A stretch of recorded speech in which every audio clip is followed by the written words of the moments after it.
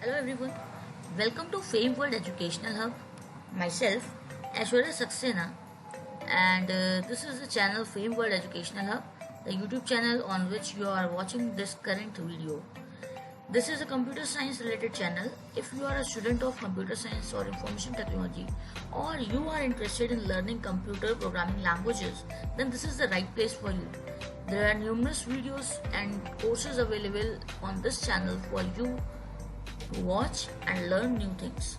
So I just recommend you to please visit the playlist section for your choice, of course. All the courses available on this channel are totally free of cost.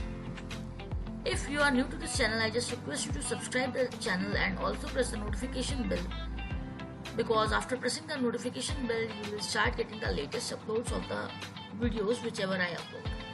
So today I am just going to start the new series, and that is Core Java.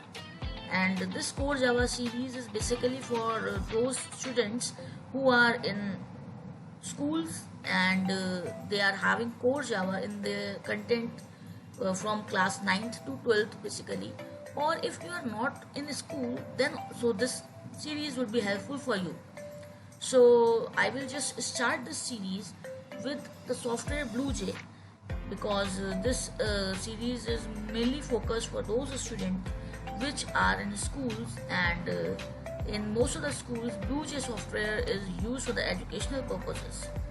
So there are many different series on Core Java available on this channel previously. You can see these series are also available on this channel, which are already meant for Core Java. So you are most welcome to watch these series also. And this is the series which I am starting mainly for the students who are in schools and they are using Bluej. So this series would be started with Bluej, and from the very beginning, from the very scratch I will start. So you all are welcome on this channel, and if you are new to this channel, then please don't forget to subscribe. Now I'm just going to start with some basic contents. So myself Aishwarya Saxena, as I have already told you, today I am going to start with Java. और Java एक programming language है. Programming language is meant for computers, और computer programming languages का use करते हैं हम लोग different programmes को क्रिएट करने के लिए, सॉफ्टवेयर्स को क्रिएट करने के लिए. Basically, software is a set of different programs, and a single program is a set of different line of code. Many instructions combine to create a program, and different softwares are built using numerous programs. बहुत सारे programme को combine करके एक software बनता है, और एक programme बनाने के लिए बहुत सारे लाइन ऑफ कोड या कह सकते हैं इंस्ट्रक्शंस देने होते हैं. सो उससे पहले मैं आपको बताना चाहूंगी कि लैंग्वेज क्या होता है, व्हाट इज अ लैंग्वेज. सो जब बात करते हैं लैंग्वेज की, तो language is a medium of communication. जब दो लोगों को कम्युनिकेट करना होता है, एक दूसरे से बात करनी होती है, सो उसके लिए कोई लैंग्वेज रिक्वायर्ड होती है. अब वो language English, Urdu, Hindi, Farsi, Marathi, Japanese, Chinese, Spanish, German, कोई भी लैंग्वेज हो सकती है. But when we are talking about a computer understands only machine language. Computer understands only machine language, and that is 0 and 1. So computer machine language समझता है जो कि binary codes होते हैं, और वो 0-1 होता है. So there are some translators जिनकी हेल्प से कंप्यूटर ट्रांसलेट करता है हमारे लिखी हुई कोड्स को.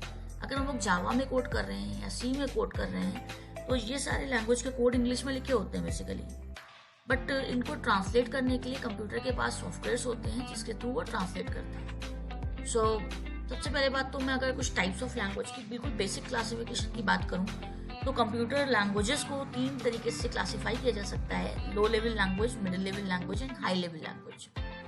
लो level language, middle level language and high level language. Low level language में आपके 2 लैंग्वेजेस आ जाती हैं, एक मशीन लैंग्वेज और एक assembly language. Machine language and assembly language are the only languages which are kept into the category of low level language. इनको low level language की category में इसलिए रखा जाता है क्योंकि ये लैंग्वेजेस जो हैं आपकी बहुत ज़्यादा मशीन डिपेंडेंट होती हैं, तो वजह से इन्हें लो लेवल की कैटेगरी में रखा गया है.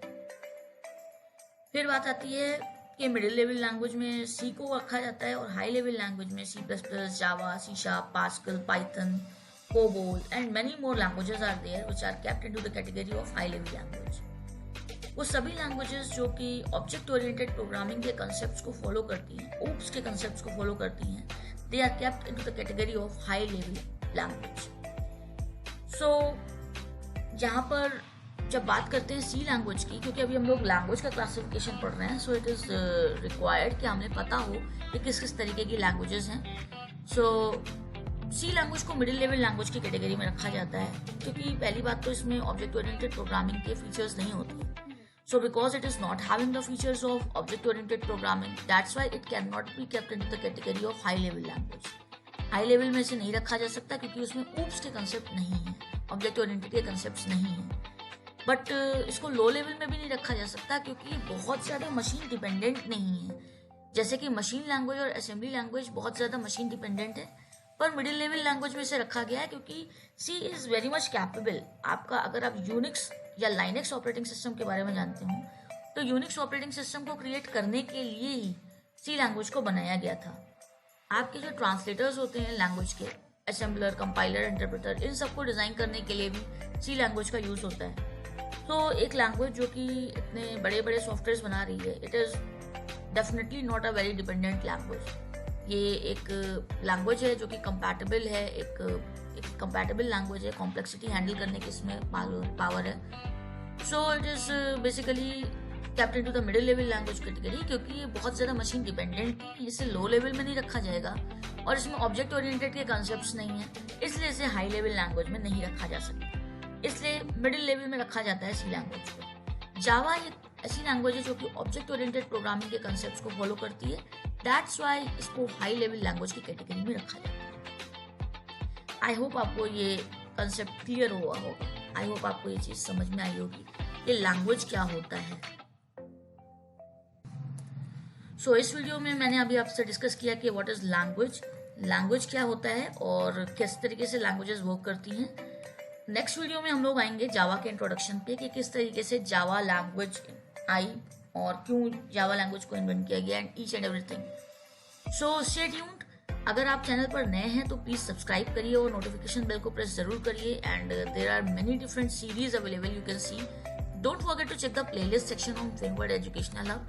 आपको इस सीरीज और डिफरेंट सीरीज के लिंक्स डिस्क्रिप्शन में मिल जाएंगे और जो सॉफ्टवेयर्स मैं यूज करने वाली हूँ वो सारे भी आपको डिस्क्रिप्शन में पर वीडियो मिलते रहेंगे। So thanks for watching, stay tuned, see you in the next lecture and don't forget to subscribe if